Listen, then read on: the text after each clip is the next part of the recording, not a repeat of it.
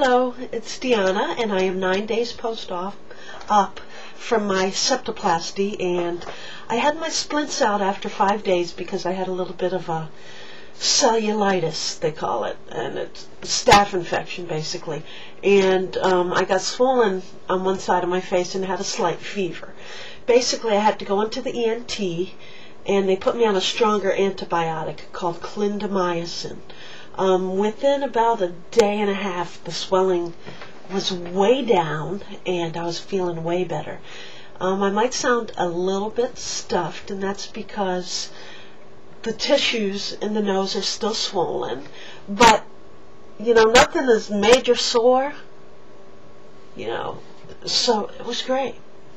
I found day 2 and day 3 after the procedure the most difficult.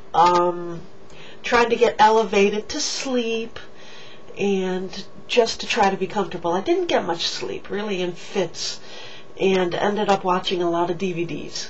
So get your favorite movies or series, TV shows, whatever, and be prepared. Stay on top of your pain medicine. That's the most important thing. Every 4 hours I was given a Lortab to take. So I took that, and I had to make sure I got fiber in my diet because that can constipate you. One thing I want to mention, one product it's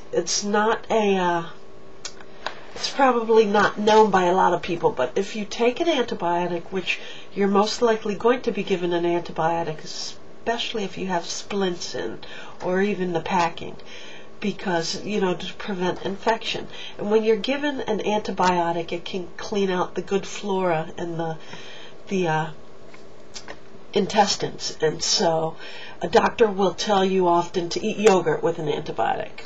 Well, in order to prevent diarrhea and yeast infections and stuff, what works very well are what are called probiotics.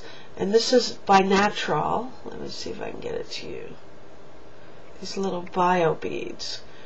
Probiotic acidophilus bio beads by Natural. Basically, there's like 2.5 billion of these live cultures in this tiny little pearl, easy to swallow, and develops so that it actually, works in your intestines, not in your stomach. And so what happens is you will not be constipated and you will not have diarrhea. I mean, the diarrhea being the main part with antibiotics. That's just, you can find it on Amazon. Any probiotic.